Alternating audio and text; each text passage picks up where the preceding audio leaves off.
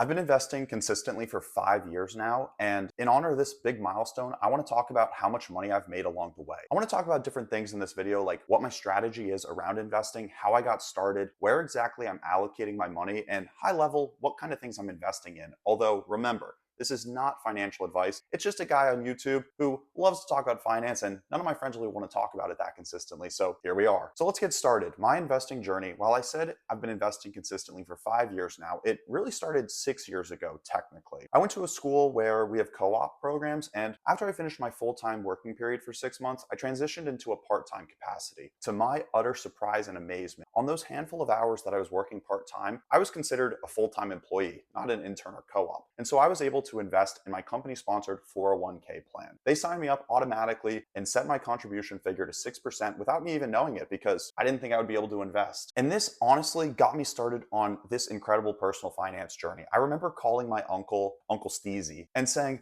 "Oh my gosh, I can invest in my 401k. I'm getting a free money match along the way as well. And I'm only a co-op. How cool is this? Free money, thinking about saving, investing for the future. And one day, you know what I'm going to say? I'm going to be loaded. We're all going to be loaded." And so that's how my investing journey began. I was working part-time at the time and in undergrad, not making a ton of money. So this investment allocation was pretty small, but it got the ball rolling and it got the gears turning. And my excitement level just went through the roof at this point. Fast forward another year, March of 2020, COVID, pandemic, everything shuts down. I was very fortunate to be able to go home, live in my mom's basement, and continue on my next co-op. With this very fortunate position of being able to save and invest so much of my money that I was earning in this next co-op, I got really into the weeds of personal finance with Dave Ramsey, Graham Stephan, and the Money Guy show. Those are my all-time favorites. And I went down a rabbit hole. I got to admit, I had this little bit of money basically that I was earning, and it got the ball rolling. So I started learning about different investment vehicles, what I should be looking at, and how to save and invest for the future to align with my strategy. This is where we migrate next into what specific investment vehicles I'm personally contributing to. So at the time, I opened up a Roth IRA, and this is an investment vehicle, which is honestly probably my all-time favorite, but we can't slander the fourth one that we're about to talk about. So a Roth IRA is a way to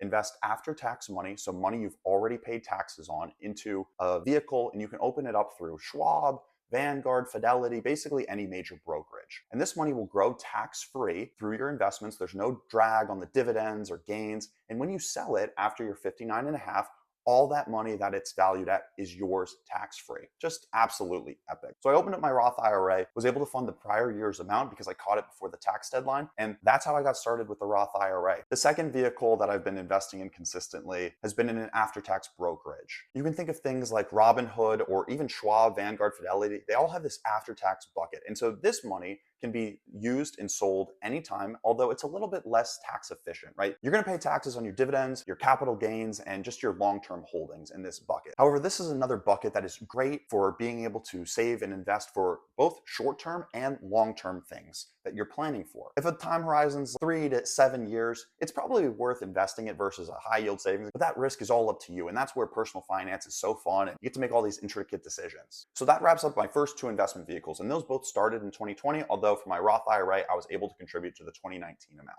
So moving in, fast forwarding a couple years, into 2022 when I became a full-time working employee. And then this reopened my possibility for a 401k. So I personally have been investing in a Roth 401k for the specific purposes of how great that Roth IRA is. When the money is sold, when I retire, it's all mine. I don't have to pay any taxes on it. It's just awesome. I just love tax-free growth and tax-free withdrawals. So I've been investing in the Roth 401k version and have been fortunate to be able to have a company match. That company match goes in the pre-tax bucket. So when I sell those gains, those I'll pay a tax on down the line, but it's still free money that our employers are giving. So if your company offers you an employee match, you definitely want to be taking advantage of that because it's, again, free money. It'll expedite your journey towards being absolutely loaded. That's the third investment vehicle. The fourth and final one probably competes with the Roth IRA for my favorite all-time vehicle, and that's a health savings account. And I know it says savings in the name of the investment vehicle, but what I'm specifically utilizing purposefully is the term investment. And that's because the health savings account is triple tax advantage.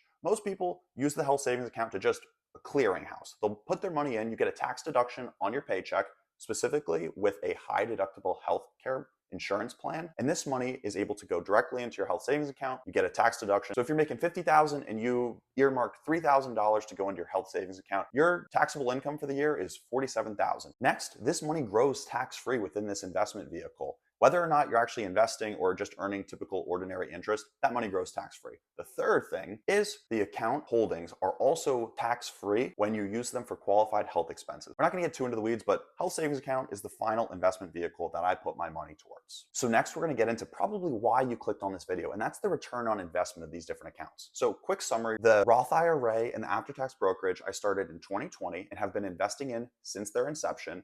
And then the 401k, which is the Roth category, as well as the health savings account, I've been investing in consistently since 2022. So I'm going to return these awesome growth figures in the form of percentages. I know it's not as sexy as saying the dollar amounts, but if you want to see the actual dollar amounts, go ahead and like, subscribe, and let me know down in the comments if that's something you're actually interested in beyond just the concept and the principle of this awesome growth that you can get with the balance of consistency and dedication with long-term investing. Without further ado, we're going to kick it off with the Roth IRA. This account for me since 2022 has returned 28% growth. Just staggering figures. It's been awesome. Really great for the overall net worth in terms of the boom there. Within this account, I invest in low fee investments. So think of S&P 500 index type funds as well as 2060 target date retirement funds. Again, not financial advice. This is just what I personally invest in because of the long risk horizon and what I decide to put my money towards. Low fees, high growth, and I'm okay with the risk. Next, we're going to talk about that after-tax bucket of money. And I have it split between mostly Schwab and within Robinhood. This bucket of investments since inception has returned 43% growth for me. That is just awesome. And the reason it's a little bit higher is because I do have some of those same S&P 500 2060 target date retirement funds, but I do have a little bit more in speculative investments. Things like individual stocks, a little bit of crypto, like Bitcoin and Ethereum. And so that's where some of that slightly higher growth is coming from. Again, there's a little bit more volatility with individual stock picking and especially crypto, but that's a pretty small percentage of my overall portfolio.